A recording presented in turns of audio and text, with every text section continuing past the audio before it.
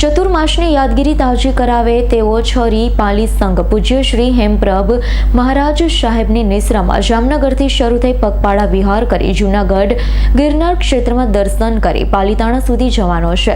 ધોરાજી જૈન સંઘના શ્રી કેયુરભાઈ શાહની યાદી જણાવે છે કે ધોરાજીના આંગણે આ સૌપ્રથમ રાત્રિ રોકાણ કરનાર આ પ્રકારનો સંઘ છે।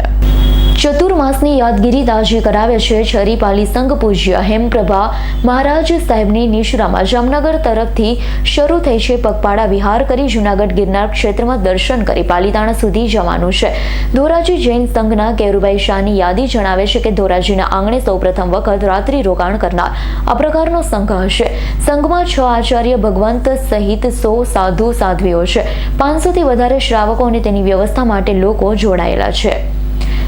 સંઘના દર્શન માત્ર મહાદર્શન છે। મહાવીર સ્વામીના સમયમાં પહોંચી ગયા હોય તેવી ધર્મને અનુરૂપ છાવણી કે જેમાં જુદા જુદા તંબુ વિશેષ રીતે હાથી 25 ઊંટ ગાડી અન્ય તમામ વ્યવસ્થા ભાવભક્તિ સાથે ડેકોરેશન હોય છે। રોજ સાંજે જૈન ધર્મને અનુરૂપ ભાવના અથવા તો ભક્તિ હોય છે। સંઘ આજે રાત્રે નિવાસ જૂનાગઢ રોડ ઉપર ખોડિયાર પ્લાસ્ટિક ધોરાજી મુકામે કરવાનો છે। સંઘની વ્યવસ્થા માટે સંઘ પહોંચે તે પહેલા છાવણી ઊભી કરવામાં આવતી હોય છે। આ રીતે આખી વ્યવસ્થા હોય છે। આખો સંઘ જામનગરથી જૂનાગઢ થઈ અને પાલીતાણા પહોંચવાનો છે। સંઘમાં ભાવનામાં સ્થાનિક લોકોને આમંત્રણ સાથે જોડાવા આહવાન કરેલું હોય છે। આજ રોજ અંકુર નામના કલાકાર ભાવયાત્રા કરાવશે। ભાવયાત્રાનું વિશેષ મહત્વ હોય છે। તેમાં સામૂહિક રીતે ધોરાજીમાં બેઠા બેઠા તીર્થ સ્થળની ભાવયાત્રા કરાવવામાં આવે છે।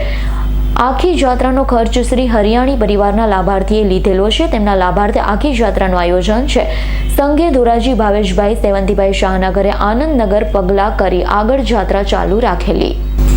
Bureau report S9 news Dhoraji.